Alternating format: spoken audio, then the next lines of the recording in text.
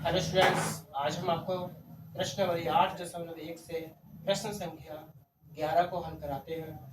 आइए चलते हैं। सबसे पहले हम प्रश्न को पढ़ते हैं। प्रश्न कहता है, बताइए कि निम्नलिखित कथन सत्य है या असत्य। कारण सहित अपने उत्तर की पुष्टि कीजिए। पहला पाठ दे रखा है, tan a का मान सदैव 1 से कम होता है। प्यारे बच्चों, tan a बराबर tan 45 कर दिया मैंने, एक ही जगह 45 लगा दिया। और tan 45 का मान कितना होता है प्यारे बच्चों? tan ए लिया, एक ही जगह मैंने 45 एंगल लगाया, tan 45 हो गया। और tan 45 का मान कितना होता है प्यारे बच्चों? 1। और सवाल में कह रहा है कि tan ए का मान सदैव 1 से कम होता है। नहीं, tan ए का मान सदैव 1 से कम नहीं होता है, अर्थात यह कथन असत्य है। दूसरा पार्ट है हमारा, कोण ए के किसी मान के लिए sec के बराबर 12/5 होता है तो सदैव के लिए नहीं होता है। sec का मान जो 12/5 दिया है वो सदैव के लिए नहीं होता है, अर्थात असत्य है।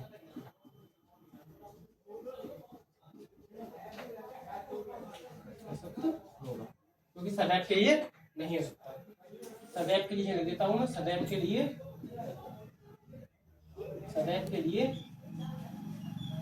नहीं।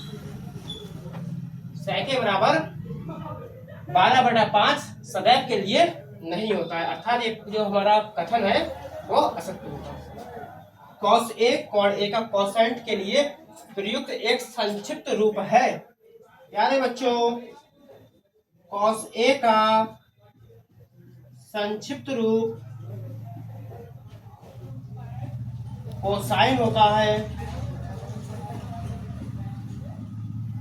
और कोसेंट का संक्षिप्त रूप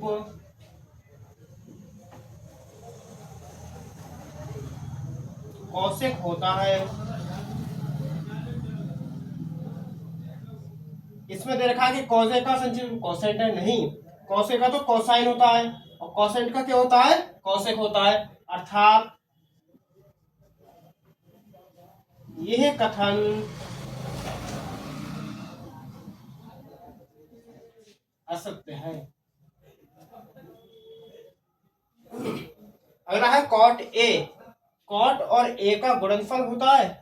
यानी बच्चों नहीं, cot a में जो a होता है वो कोण होता है, कोण होता है, ना कि गुणनफल। अतः यह कथन असत्य होगा। किसी भी कोण थीटा के लिए साइन थीटा का मान 4/3 होता है।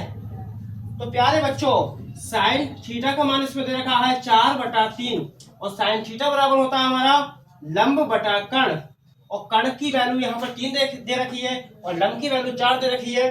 प्यारे बच्चों, हमेशा याद रखना, कर्ण का मान सदैव बड़ा होता है। जो लंब होता है, आधार होता है, कर्ण होता है, लंब और आधार से हमेशा कर्ण का मान बड़ा होता है। लेकिन यहाँ पर लंब का मान 4 दे रहे हैं, कर्ण का मान 3 दे रहे हैं, तो ये भी हमारा जो कथन है वो असत्य है, क्योंकि कर्ण का मान, ये कर्ण की भुजा, कर्ण का मान बड़ा होता है, अतः यह कथन असत्य है। यहां यह भी लिख सकते हैं, चूंकि कर्ण की भुजा दोनों भुजाओं से बड़ी होती है। देखिए इसमें क्या रखा है, कर्ण जो दे रखा है वो कम छोटा दे रखा है लंब से, तो यह कर्ण की भुजा सदैव बड़ी होती है। और इस सवाल का आंसर हो गया अतः ये कथन असत्य है। प्यारे बच्चों, अगर कहीं भी कोई चीज समझ में नहीं आई हो तो आप मुझे कमेंट करके पूछ सकते हो। धन्यवाद।